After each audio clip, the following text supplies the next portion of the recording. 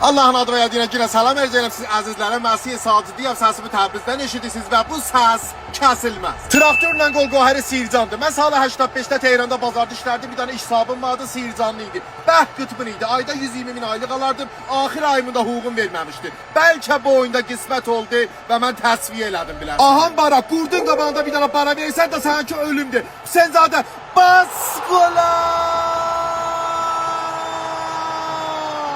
Oğlanlar içinde Bərəkanla bizim oğlan. Bir dəstək qızıl güldü, maşallah bizim oğlan. Yine bir moğaya topu gönderdim əvvətiyə, güpədi. Gol edələ bir Super Mario'da, hələ orada qarçxor oynayır. Bu moğayyətdəki əldən vermiyor. 1-2, bu oyuncular bizimki. Şütdə, geytərdi, bas qola!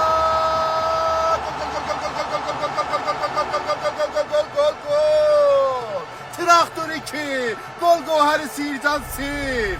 Yine Hüseynzadə meydan ortasında bir nəfər, 2 nəfər, 3 nəfər, girdi məvətiyə, 4 nəfər, küpə, gol!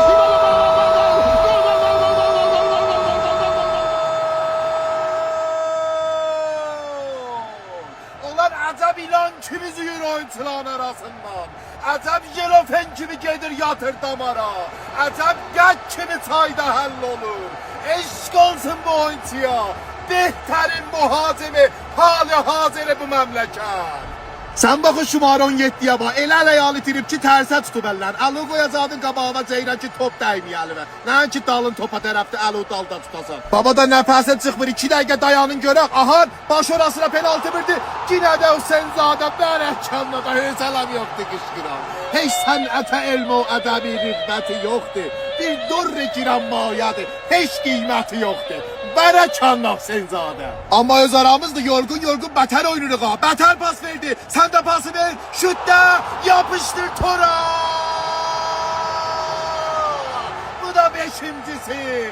Köynəmi də çıxartdın da görənməyəcək ki sən o xoşgil bədənimi Ceyran. Amma bəh yapışdı. Bax sən teydadı qollara bu neçədən oyunda. Bəh yapışdı mənim özümə. İş sabımdan da intiqam aldım. Sircanı da eşitmişik soğuqatı. Həm püstədir, həm fəşdir. Əgər püstədir, əzib bağlamanın arasına qoyub yiyərik. Eğer fəşdir, yine de biz onu tükərik. Bu da temizdir ki öz meydanınızda oyuncuları gördük da. Eşq olsun, meyilsin.